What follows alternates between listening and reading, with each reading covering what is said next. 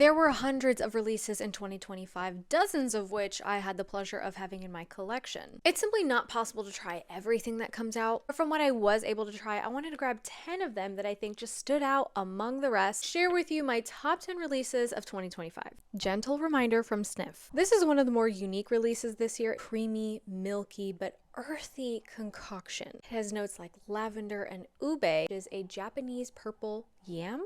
It's comforting, cozy, earthy, and sweet. What the Fluff from Aspiring Aromas. Marshmallow is and probably always will be a very popular gourmand note, and for good reason. It just smells good. I like to smell like marshmallow. You probably like to smell like marshmallow. We're all little marshmallow freaks out here. So when we get a new addition that actually does something for us, that kind of sets itself apart from the millions of other marshmallow fragrances out there, we're going to take note. What the Fluff is one of the best powdery, fluffy, fresh marshmallow scents out there. Milk Orchid from Commodity and Perfumerism. This is not meant to be a literal milk fragrance. It's more about the inspiration of milk, the facets of milk. Quite coconutty and powdery to me. It has this vintage makeup kind of aspect. The more that I've worn it, I've gotten much more of the fig coming out, so that's always fun. Afterglow from Fleur. This is one of the more recent releases, but I fell in love the moment that I smelled it. The premise behind this fragrance is that it's supposed to smell like those moments after you and your boo thing have been together, you know what I'm saying? It's a really cozy, fruity, woody amber fragrance that just has this addicting, intoxicating quality to it. Vanilla 01 from Swiss Arabian. How many vanilla perfumes have you smelled this year? Go ahead, count them. I'll wait.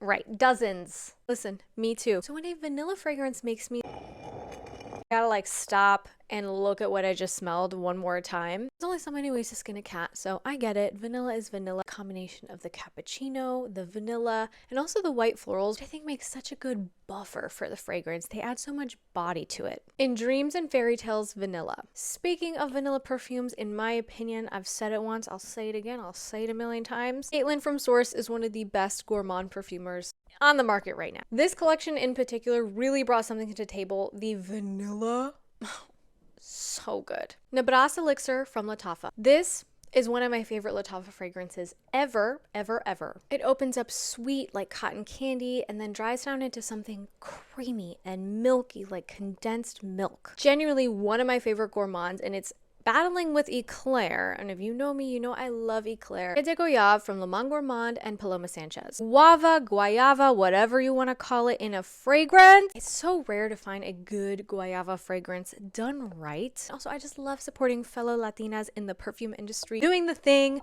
getting these scents out there. I know that not everyone has tried guayava or knows what it is. Putting it in a fragrance is such a great way to get people familiar with it. Vanilla Salt by Ellis Brooklyn. If you've noticed, all of the vanillas I've said so far have been pretty distinct and different from each other, and this feels the most different of them all. This is a salty vanilla. Sweet and creamy, but it has a very distinct salty accord there. This reminds me of Summers at the Beach. And from Poesi. It's actually from an indie brand, Poesi, which is one of my favorite indie brands. I have a bunch of samples of theirs that I need to upgrade into full sizes, foremost of which being Anne. This is a carrot cake perfume. How fun is that? The entire cake collection that Poesi came out with this year was really great, but my favorite of the bunch, now that I've been testing them out a little bit more, really came out to be Anne. That's my top 10. Obviously, so many other fragrances I didn't get to try this year. Let me know what your top fave release of this year was.